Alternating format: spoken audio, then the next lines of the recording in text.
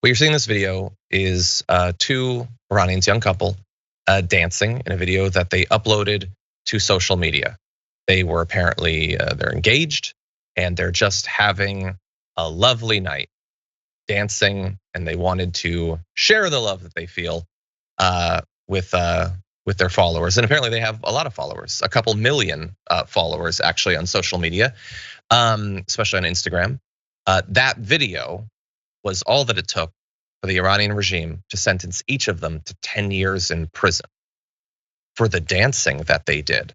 They were convicted of promoting corruption and prostitution, colluding against national security, and propaganda against the establishment. And I was looking at this, and we're told that dancing is not illegal according to Iran's penal code, but women dancing in public, particularly with men, is. And I don't want to get into a big a terminology thing or whatever, but that's what illegal means when you can't do it in public.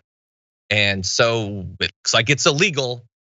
So the couple in no way implied that their dancing had anything to do with the protests that were ongoing at the same time. It would be insane to convict them of anything, even if they had done that. And that is clearly what Iran is trying to make you think, is that this is in some way connected to those protests. There's no sign of that. 10 years, 6 months each in prison for a less than 20-second clip of them dancing together, Maz. It's just insane.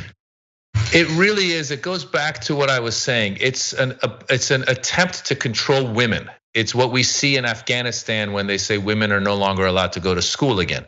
As Westerners, as Americans, we should all be appalled. We should all be supporting these people in Iran any way we can, because it is, if you're someone who sees the value in women's rights, because women's rights is human rights. Because if you turn a blind eye to it and say, well, whatever, that's the culture, let them do what they want to do. Well, they're coming after you next, buddy. Wait till you put out a video that they don't like. They're coming after you. And on the regime side, it really is blindsided, because it really is blind, I should say, because no matter what they do, the numbers are against them. There's a majority of youth in Iran. That youth in Iran is sick of this regime. They want their freedoms. They want to be able to dance in public without being arrested for it. And so whether it's this year or in 5 years or in 10 years, the end has to come, because you will be outnumbered and there's nothing you can do, no matter how much of the military, the police they have. It's just the end is coming. So it's heartbreaking for these young people. As someone who's got kids, I can't even imagine. And then you see, like you said, these two are arrested for dancing in the streets. There was a young girl named Neda Shahkarami, 16 years old. She went to a protest, they shot her. Another young man named Kian Pir Falak, he was in a car going past some protest, they shot him.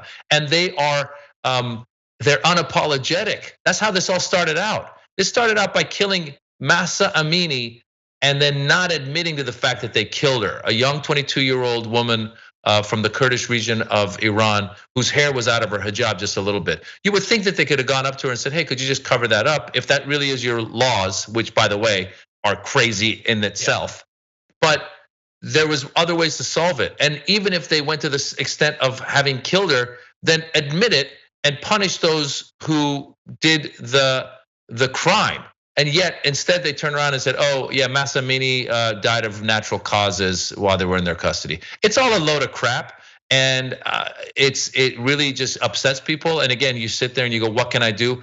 What you can do is go to protest, get the word out, write your Congress people. What we can do from the outside as Americans is put more and more pressure on America now. I used to think that diplomacy was possible. It's not. Barack Obama actually came back in an interview that he did recently, and he said, looking back at the nuclear deal, he said, as a country that is supposed to be a leader in human rights, we can't ignore that when we're making these deals. And so we need to lead with that. So if there's a country that is committing such atrocious human rights violations, we can't try to have a deal with them of any sort. And we really need to put the pressure on to change this regime.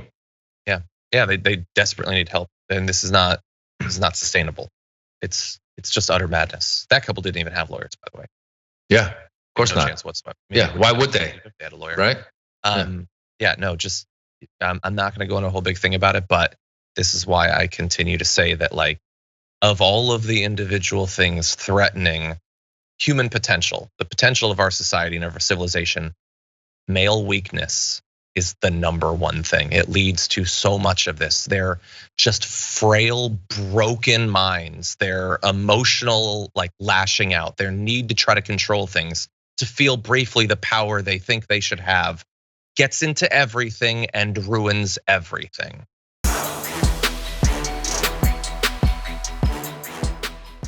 For more political news breakdowns, interviews, stories of activism, and me trying my hardest to care about the occasional big celebrity news story, subscribe to our YouTube channel at youtube.com/thedamagereport. And you can ring the bell wherever it is so you don't miss anything.